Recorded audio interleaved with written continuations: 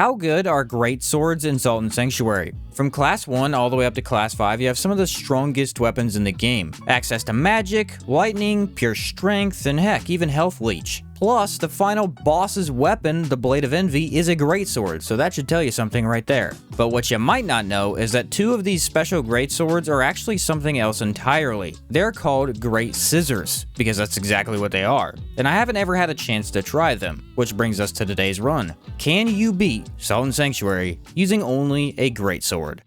We're going to go with King Arthur for the name today, considering Sword in the Stone fits our theme. Chef as a class is mainly so I have free points in the skill tree to work with. We then want the Amber Idol just in case we feel like transmuting early on. With no weapon in hand yet, we die to the Unspeakable Deep and join the Iron One's Creed. This is important because I want to make use of lightning damage for this entire run, and the Iron One's Creed merchant sells the shock stones needed to do so. Our good friend the Bandage Ring will be a staple for the entire run as usual, and without a weapon still, we have to skip the Sodden Knight. Keysmat Stone Ring will be important for farming this time around. The Blacksmith Gloves increase strength by 3, which almost every two-handed sword scales with. The Wrapped Link Ring will help us dodge much better in combat, and finally we can snatch up the Kirimoa or Longsword in the slightly hidden cave. After grabbing the Fused Metal Ring to fill out our ring slots, we head back and use all the salt bags we collected along the way. Plus 1 heal and class 1 swords means we can now kick things into second gear. Upgrade the sword to plus 2 at the blacksmith, and with at least some gold, we can get a few shock stones. Not my best start, as I expected him to stand there for at least a second, but after recovering, the damage looks amazing. Lightning's always been a really poor damage source for me in the past. Trying to fully test it out this time around, I'm excited to see it begin so strong. Several sword swings later, and the first boss goes down easy peasy. More salt moves us into class 2 sword fighter, so now we can one-hand this weapon when needed. At the Queen of Smiles, I'm happy to say this build is far more balanced than my big hammer guy was. A quick roll makes dodging past her attacks very smooth, and with a nice speed on this sword, it's not hard to get damage in. Lightning looks sick on weapons with this jolting electrocution effect. Since every boss in the game is weaker to slash, you're already guaranteed excellent damage. Not to mention, the rapid attacks ensure you're always able to react as long as you don't spam the strike button too often. Charge up a heavy move near the end for a finishing poke. Now, a few people mentioned to me in several other runs that the damage charm might not be the best way to go. Instead, I ran down these stairs to hop over a large brute for the Pale Charm, increasing attack reach. Considering we already have a long sword, the added length should give us ample room to maneuver around bosses and regular areas of the game. In between the Queen of Smiles and Sodden Knight area, you can find a Shady Merchant. After defeating the Queen, he will sell you her armor set. The Tarnished Cornet or Crown happens to boost damage by 10%. Now, it is a class 3 light armor and costs 5,000 gold, but after a few short minutes of farming, we can level into that easily and wear this somewhat stylish item. I mean, I've seen worse, and this lets us see the blue hair that works with our lightning. Through the Watching Woods, I found the Bright Coral Ring for more stamina, which is very important as it is with most melee weapons. Near the end, we can gain another heal for 5 in total. The Mad Alchemist is more of a punching bag than a boss. He's instantly staggered from our rapid strikes, and the lightning damage seems to be working against everything very well. Get rid of the one slime as soon as possible and then cut him down before he can do anything else. Not the hardest boss, true, but I can't say I'm not excited about that show of force. Extra salt in hand, we move into Sword Fighter class 3 and 4, as we'll want the max of 5 by the end of the run. Here we join the Poison Club of Stoneroot's Creed. This sanctuary already has a merchant I can transmute at for convenience. By this point, I already managed to get a dagger to drop for me. With a couple flip kicks over the drop, we can skip into the Castle of Storms for like 2 minutes tops, killing the swordsman at the bottom for 1 soldier's poem. How the heck I got it on the first try, I will never know. We can use the item to upgrade our sword to a +4, right after transmuting it into the Black Widow. This requires the Queen of Smiles defeated, an Amber Idol, and 3,500 salt. Basically the same sword as before, but now deals mainly magic damage. I was sure to head down near the tree and have my sins of swapping creeds forgiven, although I did forget to rejoin the Iron Ones. Guess it's Poison Faction to the end. My favorite anyway. Before the false Jester, I hopped down a few platforms and snagged a plated band ring for +3 in strength. With my current and next weapon scaling in magic, we're going to increase that from now on, but items increasing strength are still going to put in work for us. I tried out a few heavy attacks on the false Jester. Each does look really strong, but the extra time it takes to pull them off really isn't worth it. Sticking to fast swipes here and there is far more effective. The spry fellow always seems to catch me once or twice, no matter what run it is. Thankfully, he's easy to recover from and smack down soon soon after. After collecting the totem brand to swap gravity, I level into +4 magic, getting damage started again. No way I just pulled off a flawless Kraekan Cyclops fight. Just look at how crazy greatswords really are. You always have leftover stamina to work with, your attacks are input almost instantly with massive range, and that damage is close to perfection. Lightning damage acts kind of like fire. It applies an overtime effect that instead of lasting a few seconds, dissipates immediately. To compensate, it seems far more aggressive than fire in terms of damage, almost feeling like you're hitting twice with every attack. No complaints from me. In the Castle of Storms, we hunt down the Kraekan Wyrm. King Arthur versus a flying dragon feels more exhilarating than this fight really should. I don't know if it's just the weapon's raw power or that I'm playing really well today. The monster just does not stand a chance, and I think it's a bit of both. By this point, I'm getting a lot more familiar with boss moves, especially ones like this that used to give me trouble. Get aggressive before he can attack again, and that's 2 flawless victories in a row. Down below, we grab the wall jump brand before using more salt, upgrading into +5 magic. Usually I would go down for the Tree of Men now, but not today. No, today we're headed for something special. In the Dome of the Forgotten, you can leave the sanctuary on your left and find 1 amber idol. Huh, that's easy to miss. Up top, before you take on a large black knight, we open a chest acquiring the merchant armor set. Gloves and helmet we already have, although now the blue robe and red cape feel much more stylish. Oh, and before you reach the checkpoint, you can defeat a flying bowman to grab another amber idol. 2 of them in this building, believe it or not. The Untouched Inquisitor grants us our first death. On purpose, actually. I've said it before, but this boss gives me trouble. Either I do extremely well, or he hits me every 2 seconds. There's never any in between. He was 1 hit away, but I couldn't leave it like that. Sadly, I then took a second bad fight. Gosh darn it, I should have just finished him off the first time. My folly is at least rewarded with a no hit on the 3rd try. After the abysmal first 2 attempts, that was honestly worth the extra time. I noticed the jumping attack is really nice with this long blade, seemingly never missing. Could be that the Pale Charm is really useful after all. About 30,000 salt then goes into 6 points in magic, really boosting that stat up as quickly as possible. There are 2 aspects of the 3rd lamb that can make it really easy to take on. First, you want to be moving as fast as possible. This holds true for most bosses, but here especially, you can dodge attacks with almost no effort as long as you aren't heavy. Second, you want to be able to hit him from far away. Certain spells work wonders because he can't instantly punish you without at least a little tell. The sword isn't nearly that long range, but it does a nice enough job, that's for sure. As I'm about to say, these are some of the best fights I've ever taken. He hits me at the very last second. Kinda fair. I mean, I did completely trash him up until this point. Kinda surprised lightning performed so well against a lightning-based foe. Now gaining access to the Hardlight brand, we increase magic by 4 and make our way to the far beach. Skipping down through the elevator jump, and then doing it correctly, leads to the Bloodless Prince. Not typically a boss I fight this early, but he seems to be more than doable. As long as I conserve just enough stamina to dodge through after each attack, he's actually really easy. All except when he starts using the AoE stomps and jumps. Those take a lot more effort to dodge that I just wasn't quite ready for. A couple more coats of lightning and the show's over, folks. Using the ashes from this big fellow, an amber idol, and 10,000 salt, we can transmute our Black Widow into the Northern Cross. Not only is this the scissor weapon I was talking about earlier, but it also scales S in both strength and magic, making it top notch before we even try it out.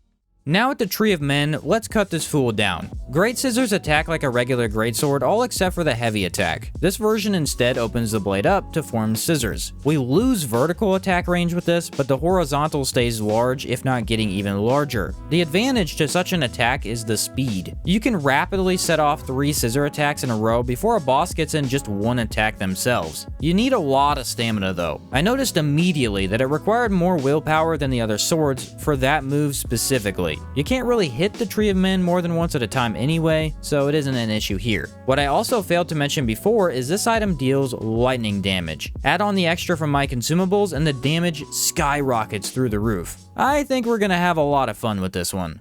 After acquiring the Cellar Key and farming out a Lord's Ear from the Scythe Wielders up in those red halls, we can buy 3 frozen lockets from the merchant hidden below. Frozen upgrades are the most common on the stronger weapons and honestly one of the easiest to get, which is kinda convenient. Instead of using these weapon upgrades though, I kinda forgot about them for a bit. Got a little excited about the scissors, I guess. My friend the Disemboweled Husk, you are in for trouble. Holy damage, whose idea was this weapon? It absolutely shreds these bosses, and it's nearly impossible to miss with. Apparently I chose today to finally play well, as the no-hit boss attempts are popping up everywhere. With a final stagger off, it's chop chop for you, bud. If you were waiting for a hard boss fight, the Stench most foul surely isn't it. With no poison resistance on me at all, he still gets demolished. Not really a hard boss most of the time anyway, because he never uses his melee attacks. Also, the flying mouths are only really a threat after 3 or 4 get spit out. Just one here and there dealt with leaves me plenty of time to shock the Cloud of Decay. When bosses happen to get stunned in a corner, there isn't much else I need to do except take the free win. I did switch out for the mossy ring here because stamina regen is hard to live without. Acquire the Redshift brand and it's back to the ziggurat for more destruction. The Dried King is a joke under normal circumstances. Avoid anything red and hit that button to your heart's desire. I've hated on lightning damage in the past, but apparently I didn't give it enough of a chance. Very few enemies, in fact I only know of one boss that's highly resistant to the blue power. Definitely more consistent than Holy or Poison, which many bosses could care less about. Like I said, you will want more stamina to use the scissor attack consistently, but do so and the staggers would be almost too easy to get. Already it only takes 3 hits to knock bosses out of their moves. Hard to not get fired up at least a little bit. With this all cleaned up, I do believe we are already in the end game. Grab the final dart brand and let's show these bosses what true power really looks like. Of all the bosses where the Northern Cross would fail, this should be it. Our coveted duo of ghosts usually go better with blunt damage, although that doesn't seem to matter this time around. Not only can I work with that amount of damage, it's much better than I even hoped for. Not easy to use the actual scissor attack because it won't reach higher up. Wait for it to get put on the ground though, because this really isn't fair. Almost seems like this specific attack gets double damage or something. I mean, it could be the best attack in the game overall. I really think so. A pretty anticlimactic finish as the ghosts were terrified to leave the axe down again, which I agree would have been a bad idea. The one boss I was worried about was the Witch of the Lake, for the simple reason that you can't really reach her with scissors over half the fight. Regular attacks will have to be the main go-to unless she feels particularly into melee today. To my surprise, she did get a lot lower for me, although it didn't make for the easiest battle ever. When she summons the black streaks of magic more than 3 times, I know I'm in trouble. It's not really that the attack is that hard to dodge. No, you just need to run away. But it's the fact that running away can put you in bad positions unprepared for further attacks. Roughed me up a bit, I won't lie. Too bad my completely busted red grass heals forever. Man, do I love this creed. Jump slam for the finish! Such a beautiful sight to see. Running through the alchemy area, we can loot some relinqueries and snatch the hidden frozen tome to fully max out our weapon for the highest damage.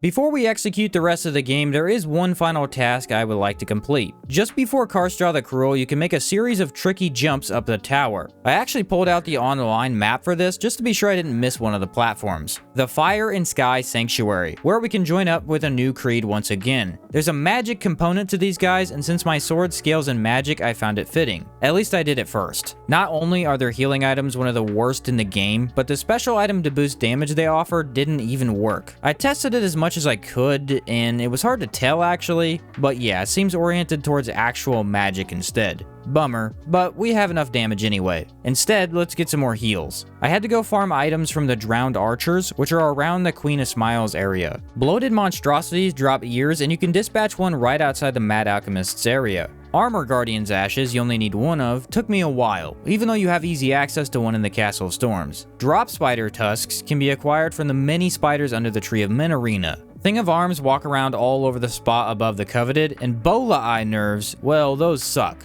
These jumpy eye creatures have them, which those things are a nightmare to take on. But with all of those finally acquired, we can turn them into our Creed leader for +5 heals. Also, how cool does this vortex over the Fire and Sky Sanctuary look? Probably the most interesting sanctuary of them all. Anyway, we now find ourselves up against Carsjaw. Already, I forget I can't get too greedy with my cuts because of stamina. And then I forgot again 2 seconds later to find myself juggled into the air. Stop getting greedy, you knucklehead. It's not even necessary with this amount of damage. And yeah, my terrible healing items couldn't save me. To be fair, that was a horrific performance. With the next attempt, I didn't change much. For some reason, I really thought I would be able to take this cloak figure down faster, or at least have more staggers in, always resulting in my disillusioned self getting knocked backwards. Well, I could have done better, but that'll have to do, I guess. I decided to get the Unskinned out of my way as soon as possible. The duo starts off by getting deleted. I was avoiding all the hits flawlessly while dealing quarters of the big guy's HP in a single attack. Then the mage takes solid damage as well, which is a first. Sadly, this all headed towards a disgusting combo where I was sandwiched in between an AoE and magic, leaving me with just enough time to finish off the beasts, but also at 1 HP. The rest is me versus a mage. Not the most glamorous 1v1 of all time, but at least she did settle into prime position for the scissor chop. Much better than I expected, and yet somehow worse at times. That's the Unskinned for you though. And with that, we can officially level into 50 total magic, where we have maxed that stat out. You might think that up in the floating castle, Murdiella Mal was a tough one, but to my surprise, no. Actually, she's not terribly hard to defeat at all. For the first time, we have optimal damage against her, and an easy way to dodge out of her melee range. The floating magic balls are still not my favorite, but nothing these 10 healing potions can't solve. Oh my word, man, this is insane! Give me 3 seconds to move in and she can be finished off in the blink of an eye. Whose idea was this weapon? I've gotta know.